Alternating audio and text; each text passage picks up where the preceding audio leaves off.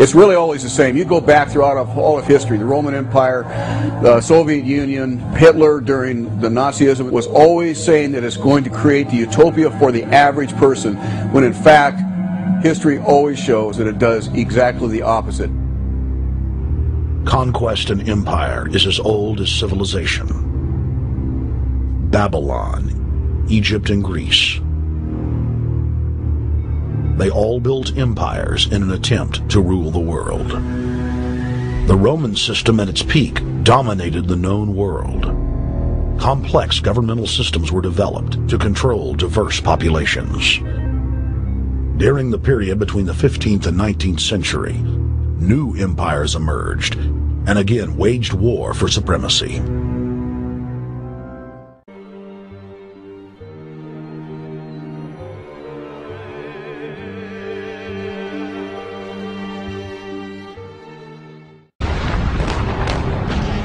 Question is, why did they want war? Well, first of all, is money and power. But secondly, they wanted to create the League of Nations. They had this in their plans all along, and as a consequence, once the war was over or about to be over, they began to formulate this idea of a League of Nations, so this would never ever happen again.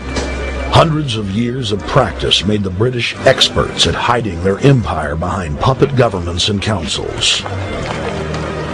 In the name of stopping all future conflicts, they proposed that countries would join a League of Nations.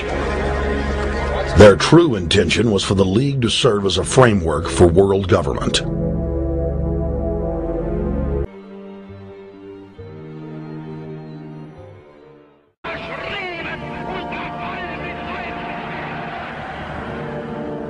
Once again, the elite claimed that only global governance could save humanity from certain destruction.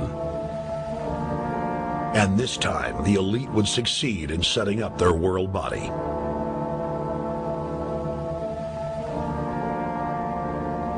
In April of 1945, at the Presidio Naval Base in San Francisco, the United Nations was founded by the victors of World War II. The United Nations complex was then built in New York City on land donated by John D. Rockefeller. Shortly after the elite established the United Nations as their base in the United States, the newly formed World Council quickly began work on the next phase in their plan, the incremental formation of continental superstates. The first step in their trilateral plan was the creation of the European Union. The Bilderberg Group consists of the heads of all of the managing roundtable groups that steer individual countries. Picture the elite power structure of the world as a giant pyramid.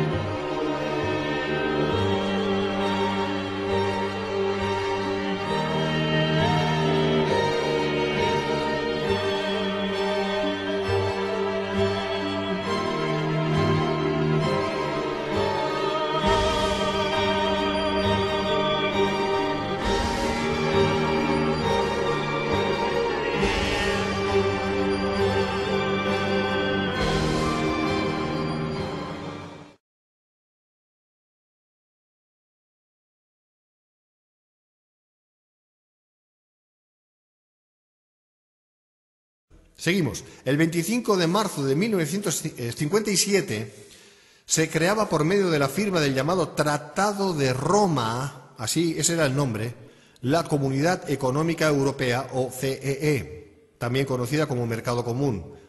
En esa reunión estaba el delegado de Bélgica, Paul Henry Spaak, que lanzó al aire en su discurso la verdadera intención de la firma de este tratado, que justamente se firmaba en Roma, diciendo, cito, por favor no pierdan detalle de esto: nosotros no queremos ya más comités, tenemos ya demasiados comités. Lo que nosotros necesitamos es contar con un hombre que posea la suficiente estatura para coligar a todas las demás personas y que nos saque de esta triste crisis económica en la que estamos a punto de hundirnos. Mandadnos a ese hombre, lo vamos a recibir, lo mismo si viene de Dios como si viene del diablo. Fin de la cita.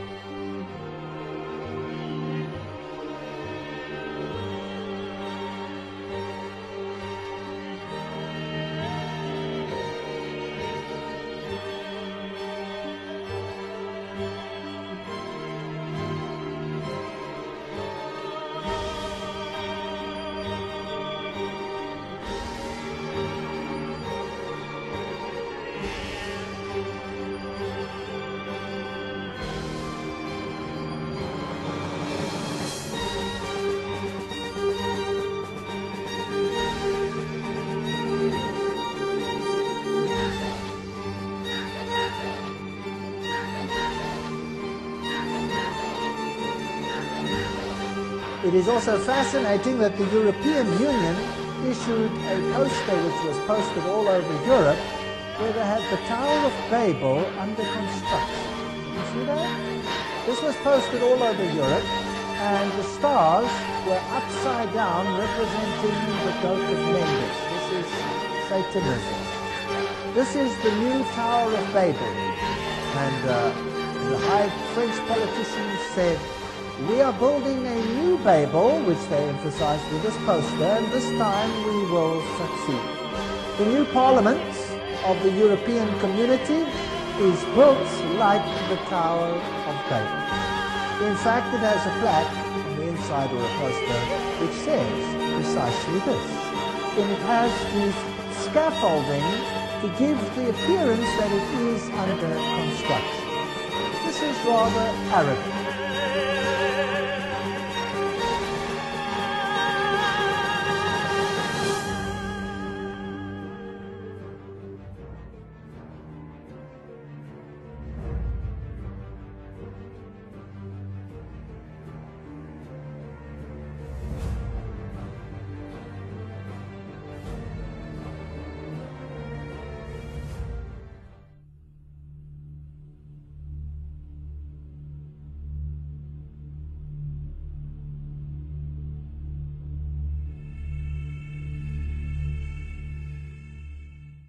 Shortly after the elite established the United Nations as their base in the United States, the newly formed World Council quickly began work on the next phase in their plan, the incremental formation of continental superstates. The first step in their trilateral plan was the creation of the European Union. El asunto en esto es que esa paz, esa seguridad y esa prosperidad son un espejismo. Detrás de ellos está un personaje siniestro, el anticristo.